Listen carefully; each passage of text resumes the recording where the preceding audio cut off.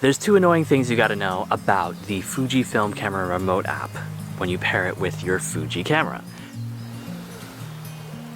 Well, actually, really it's only one, two specifically when it comes to the X100F.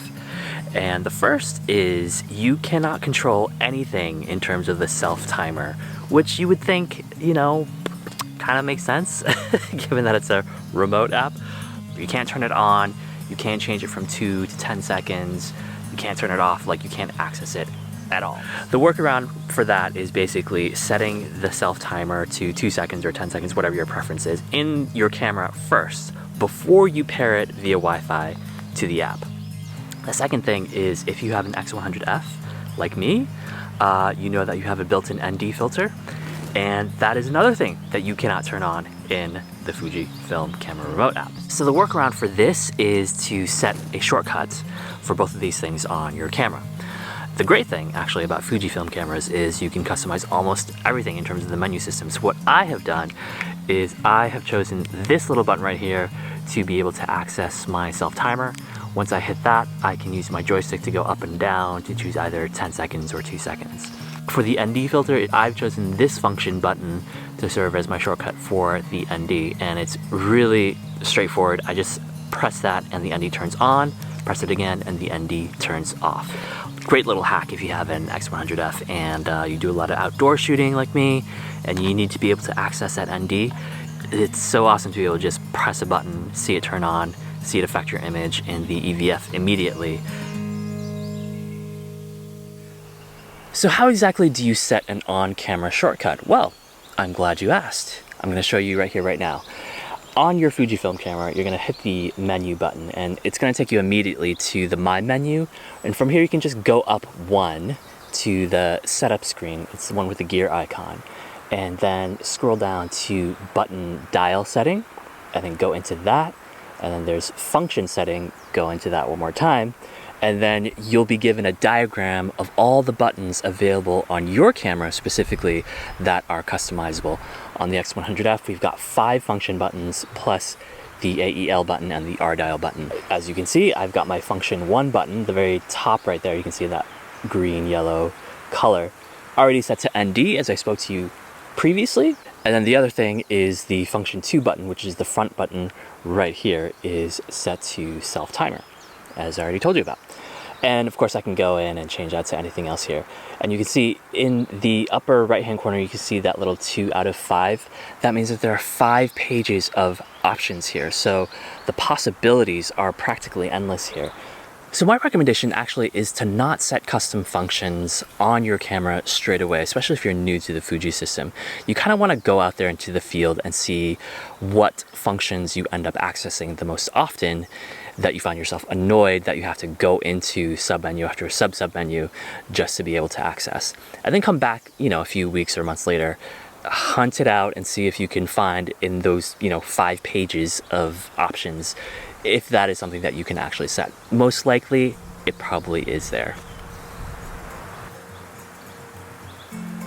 So we're out here. I've got this huge overgrown kind of tree, and we're gonna do a little conceptual photo shoot here, and I'm gonna show you both of those things in play, how to work around them, and just have a little bit of fun. So join me for the ride.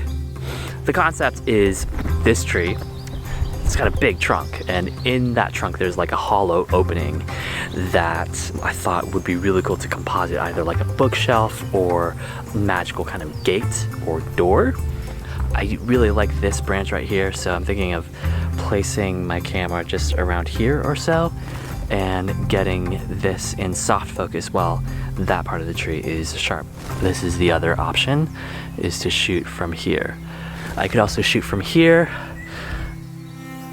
Got my camera tripod set up right there. This is going to be the first attempt at the widest angle, and I've got 2 or 3 leaves sort of in the upper right hand corner, just kind of framing the shot right there to add a little bit of depth and mystique. I'm going to change my shirt out because I just want something a little bit more formal. And like I said, I'm going to hit this front button right here. There's my self-timer options. I can do 10 seconds. 10 seconds allows you to be a little bit more intentional. I feel like 2 is too rushed, and I find that I end up taking a lot less shots with a 10-second timer that are higher quality. All right, so here goes nothing, first attempt.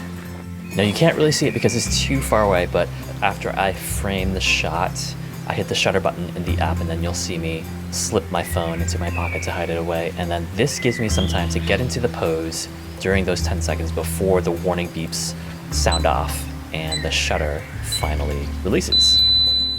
Woo. I'm gonna take a look at that shot. This is incomprehensible. It's just not gonna work out. So we're gonna get a little bit closer on a medium perspective, and hopefully this will work out better. This is the branch that I'm going to move out of the way manually with my hands. You'll see it in the final result, so just trust me here.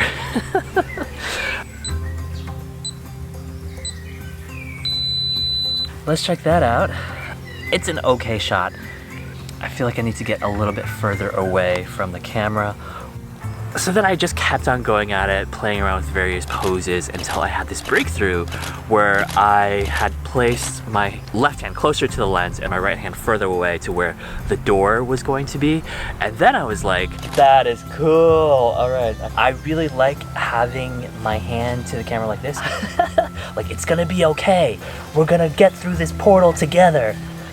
So then it was time to take it into post, and I was a little bit nervous about this because I've never really done this level of compositing, of taking two completely different photos and combining them together. I was fully prepared to throw everything out from this photo shoot in case I couldn't achieve my goal of being able to match the colors and the white balance and the lighting from the two different photos. So after working on the image on and off over the next few days, the biggest discovery that I made was that painting a shadow around the edges of the door was the exact element of realism that I needed in order to make the door look like it was more naturally embedded into the trunk of the tree in a realistic kind of way. And you know, the funny thing is, I actually ended up spending way less time working on this image in post than I thought I was gonna have to. And this just goes to show that you don't have to spend an eternity working on your art in order to end up with something that you are gonna feel proud of. And the most important thing is that you are the one who ends up happy with the result, because you know, at the end of the day, nobody else is really going to be able to know the difference between whether you spent 5 hours on it or 5 minutes. So this is now the second piece in what I'm calling my believably surreal series of images.